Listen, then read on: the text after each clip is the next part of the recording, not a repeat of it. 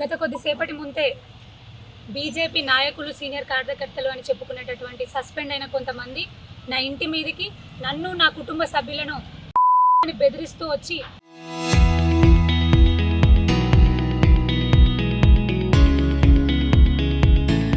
ఎక్కడికక్కడ కూడా ఇవాళ గౌరవనీయులైనటువంటి నిజామాబాద్ పార్లమెంట్ సభ్యులు అరవింద్ అన్న గారి పర్యటన ఉంది. వారు మొన్న మున్సిపల్ ఎలక్షన్ సందర్భంగా గెలిచిన కౌన్సిలర్లని అదేవిధంగా క్యాడర్ని కొంత కలిసి వారితో గెట్ టుగెదర్ ప్రోగ్రామ్ మీటింగ్ అది ఉంది.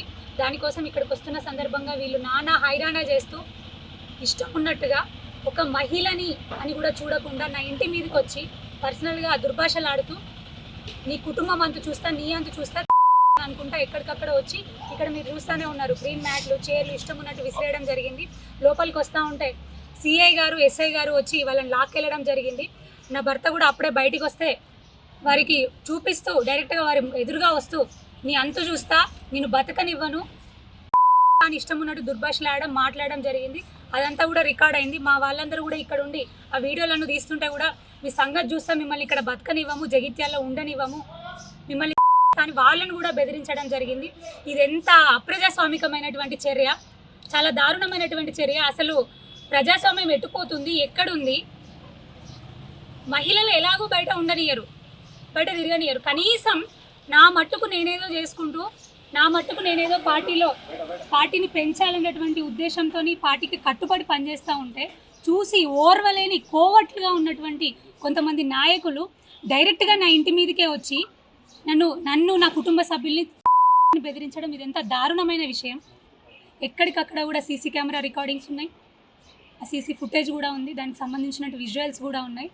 దయచేసి ఇదంతా గమనించగలరు. నేను ఈ సందర్భంగా సిఐ గారికి ఎస్ఐ గారికి ధన్యవాదాలు తెలియజేస్తూ ఉన్నాను. టైంకి వారు ఇమీడియట్గా వచ్చి వాళ్ళని తీసుకెళ్లడం జరిగింది. ఇది చాలా దారుణమైన విషయం. ఒక ఆడపిల్లని కూడా చూడకుండా నా కుటుంబం అంతా ఉంది, లోపల మా లేడీస్ ఉన్నారు, కార్యకర్తలు ఉన్నారు, అందరినీ కూడా భయభ్రాంతులకు గురి చేయడం జరిగింది.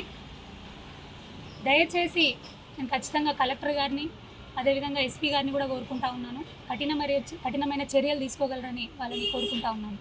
చరిత్ర సృష్టించినోడు ఇప్పుడు ఆ చరిత్రని తిరగరాయబోతున్నాడు.